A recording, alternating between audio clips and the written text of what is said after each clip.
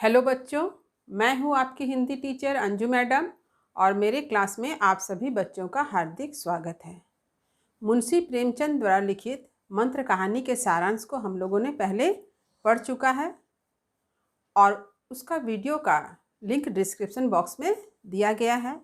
जिन बच्चों ने उस वीडियो को अभी तक नहीं देखा है वे डिस्क्रिप्शन बॉक्स में जाकर लिंक को क्लिक करके उस वीडियो को देख सकते हैं, कहानी को समझ सकते हैं। आज प्रश्न उत्तर चर्चा की जाएगी। तो प्रश्न इस प्रकार से हैं।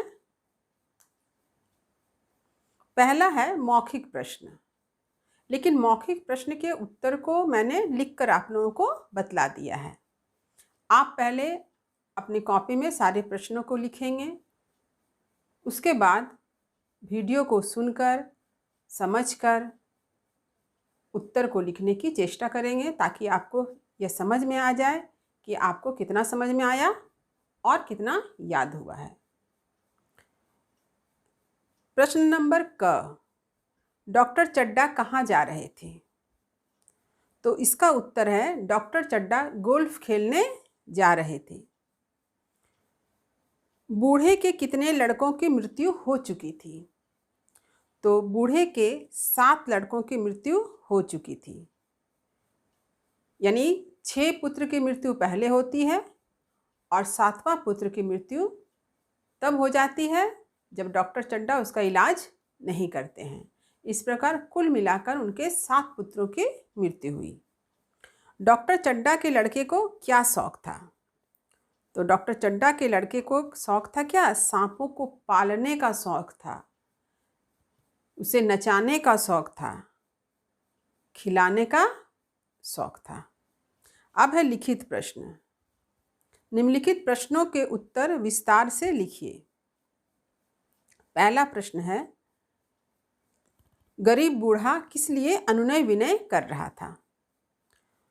तो इसका उत्तर है कि गरीब का जो बेटा था, यानी गरीब बूढ़े का जो बेटा था, वह बुखार से पीड़ित था, उसका शरीर ज्वर से तप रहा था। वह डॉक्टर चड्डा से यह अनुनय विनय कर रहा था कि वे उसके पुत्र का इलाज करें। उस बूढ़े के 6 पुत्रों की मृत्यु पहले ही हो चुकी थी और यह उनका अंतिम सहारा था। बूढ़े को ऐसा लग रहा था कि यदि डॉक्टर चड्डा उसका इलाज करेंगे तो उसका पुत्र जो है बच जाएगा। अगला प्रश्न देखिए, सांप देखने के लिए जिद करने वाली मृणालिनी बाद में क्यों पछताने लगी? यानी सांप को देखने के लिए जो मृणालिनी इतना जिद कर रही थी, बाद में ऐसा क्या हो गया कि वो पछताने लगी? तो मृणालिनी ने पहले कैलाश से यह जिद किया कि वह सांपों को दिखाए जिसे कैलाश ने पाल रखा था। अब क्या होता है, कैलाश जब सांप को दिखाता है तो सांप के दांत को दिखाने के क्रम में सांप के गर्दन को जोर से दबा देता है, जिससे सांप यह सोचता है कि यह कहीं उसे मार न डाले, इसलिए वह अपने आत्मरक्षा के लिए उसकी उंगली में डस लेता है और यह देखकर मृणालिनी पछताने लगी। अगला प्रश्न देखिए, सांप ने कैलाश को क्यों काट लिया? तो अपने मित्रों के आग्रह पर कैलाश क्या करता है, सांपों को खुद बीन बजाने लगता है, उसे दड़बे से बाहर निकालना शुरू करता है। तो सांप के दांत दिखाने के लिए वह सांप के गर्दन को दबाता है जोर से, जिससे सांप तिरमिला जाता है। सांप को ऐसा लगता है कि यह उसे मार डालेगा और वह आत्मरक्षा करने के लिए कैलाश की उंगली में डस लेता है। बूढ़ा चाहकर भी झोपड़ी में क्यों न रह सका? तो इसका उत्तर यह है कि बूढ़ा बहुत ही सहृदय और सदाचारी इंसान था।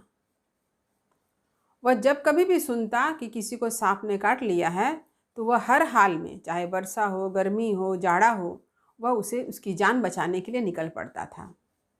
और जब उसने सुना कि डॉक्टर चड्डा के बेटे को सांप ने डस लिया है तो वह सारी बातों को उसके जो पुत्र की स्वास्थ्य की रक्षा डॉक्टर चड्डा ने नहीं की एक समय, जिसके कारण उसके पुत्र की मृत्यु हो गई, इन सारी बातों को भूलकर वह डॉक्टर चड्डा के घर पहुंच जाता है कैलाश को बचाने के लिए,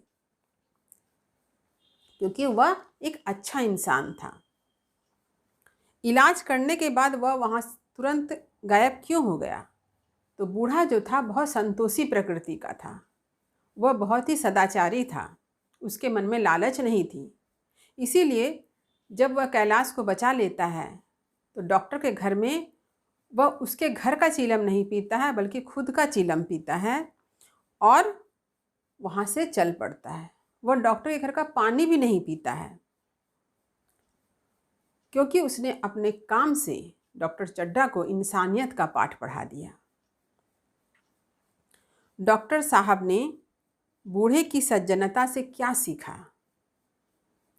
तो डॉक्टर साहब ने बूढ़े की सज्जनता से यह सीखा कि मनुष्य चाहे कितनी भी भौतिक उपलब्धियों को प्राप्त कर ले, उसकी दुर्जनता को सज्जनता के आगे झुकना ही पड़ता है। यानी मनुष्य जितना भी अमीर हो जाए, जितना भी सुख सुविधा प्राप्त कर ले, उसकी दुर्जनता जो है सज्जनता के आगे अवश्य झुकती है एक दिन। और हर हाल में मनुष्य को मानव मूल्यों की रक्षा करनी चाहिए, क्योंकि मानवता ही सर्वोपरि है। तो उम्मीद करती हूँ मंत्र कहानी का यह प्रश्न उत्तर चर्चा आपके लिए काफ़ी फायदेमंद रहेगा, आपको इससे काफ़ी लाभ मिलेगा। आप प्रश्न के उत्तर को समझते हुए पढ़ें। उम्मीद करती हूँ आने वाले समय में आप अच्छा रिजल्ट करेंगे। इस वीडियो को लाइक करें, शेयर करें और चैनल को सब्सक्राइब अवश्य करें, ताकि आने वाले वीडियो का नोटिफिकेशन आप तक तुरंत पहुँचे। तब तक पढ़ते रहिए, जीवन में आगे बढ़ते रहिए। शुभकामनाओं के साथ धन्यवाद।